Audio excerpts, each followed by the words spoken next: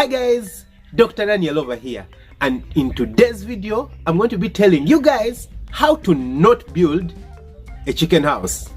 Of course, while seated in a really well built chicken house by yours truly. Now this is a really important video, really important, and you want to stick around. Why? I can read in the comments of this video that very many of you guys want to start poultry farms, yeah?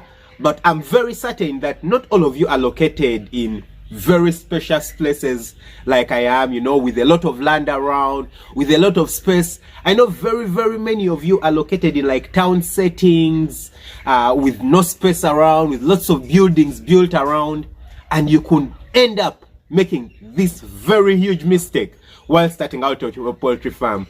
And you know, after you've invested lots and lots of money in construction of the chicken house, you don't want to lose more money by not raising the chickens from there. So you want to start correctly right from the beginning. So please stick around and let me tell you how to not build a chicken house, or probably how to properly build a chicken house. So recently I visited one of my very many moms. Yeah, don't you love Africa? In Africa it's really awesome, yeah? You can have very many moms. You know, in Africa we don't have, I don't know, aunties are all called moms. Your stepmom is also called a mom. It's, I think, disrespectful to say the word stepmom. They're all called your moms. So I visited one of my very many moms, and she had started a poultry farm. I don't know if I was the inspiration or someone else. I don't think it really matters, right? What matters is that she had started a poultry farm, and I was so super excited for her. But when I looked at the birds, I noticed something. The birds were panting like, it was this really hot day and the birds were panting. Now I had kept my birds for, you know, over a year, almost 2 years at that point, and I had never seen my birds pant like that. And I just kept thinking to myself, what on earth is this? What's happening around here? And then I remembered from one of my reading in some of the poultry farming books I'd read about, that this is thermoregulation. It's just something that's done by animals, you know, even us human beings. When you're tired and it's hot, you pant to cool off. Very common with dogs, you know. They pant and get their tongues out because they want to cool off. So with chickens, you see them panting, you just know it is just too hot for them. So I'm looking around and I'm like, I think there's a problem with the heating of this place. But certainly it's not just because it's too hot in that place. In fact, where my farm is located is way hotter than where my mom's farm is located. So I knew that the problem should be with the chicken structure or the chicken house. So I don't know if you guys can tell, but this is a really nicely built chicken house. Let me give you the properties of a very nicely built chicken house. Number one, security. The chicken house should be secure. You know, the birds should be inside and secure. That's why you see we are using this really strong mesh here, yeah, for security of the birds.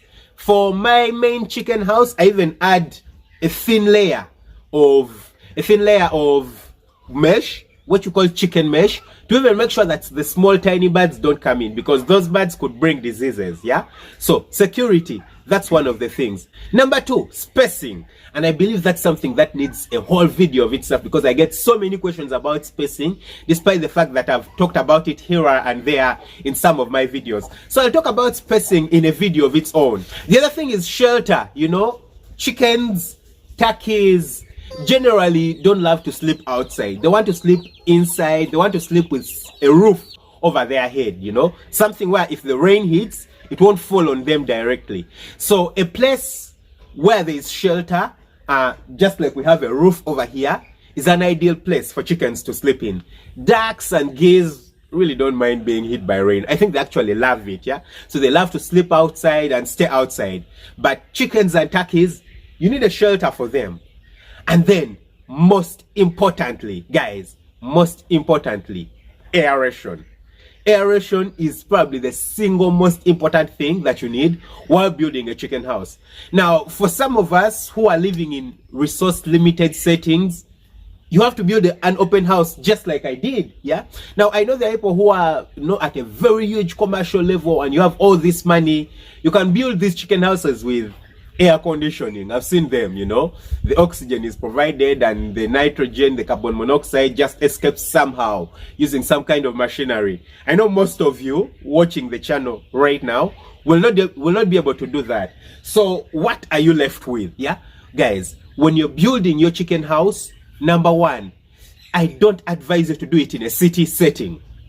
It's just not feasible. This is what happened for my mom's chicken house. Yeah, I noticed, because this is a place where I grew up, and you know, there's a fence, a wall fence all around. That's already a problem, because that means that air is being blocked from coming in from one side to the other side. Yeah, the air is blocked from coming in.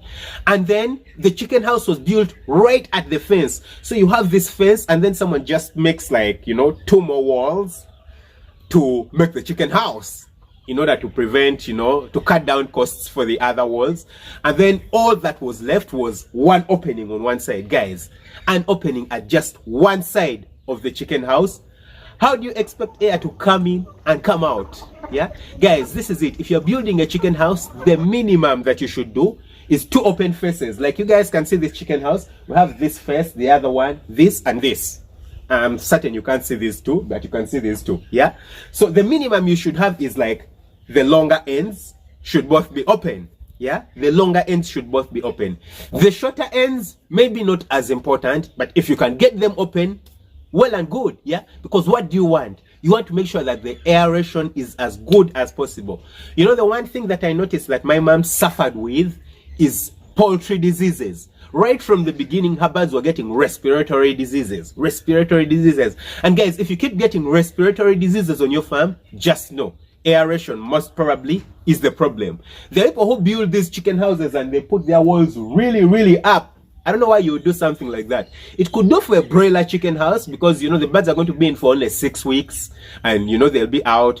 And then remember, there's the cost of heating. You don't want it to be very expensive to heat the chicken house. Yeah, but for layers where the birds are going to be in for 2 years, something like that or more, guys, there's no way, totally no way, that you should be building your walls up, you know, unless you have some kind of air conditioning.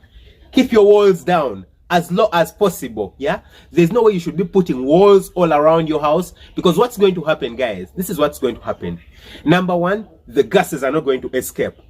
When the gases don't escape, you're going to suffer from respiratory illnesses. All that ammonia, all that nitrogen is going to cause the birds respiratory illnesses.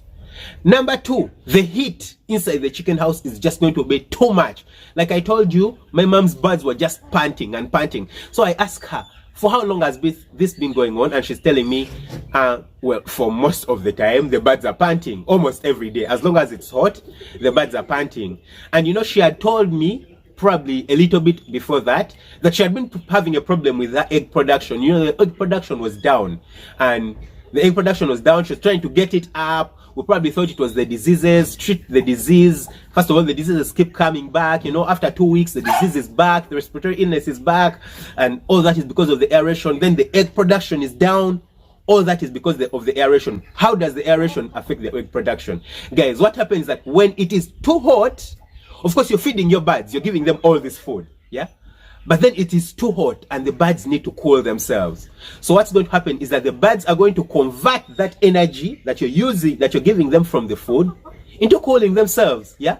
So instead of using that energy to make eggs or to gain weight, just in case you're keeping broilers, they're using it to cool themselves. And so what do you expect? Very little production. Very little production. So don't blame yourself, don't blame anyone if the production is low because of this kind of chicken house you're building. Yeah, so guys, if you're going to be building a chicken house, you're going to be starting out on a chicken house somewhere, my advice is, guys, if you can avoid city settings, avoid it as much as possible, because, well, your place might not be, you know, very compact, but generally a city setting means that there's very high buildings, you know, there's houses all around the place, and that means the aeration, the general aeration of the place, the kind of air in the place is going to be not very nice air. You're not going to have fresh air in that place. You don't have so many trees around. You generally don't have fresh air, and that means it's very easy for the birds to suffocate, very easy for the birds to not get good air. Okay,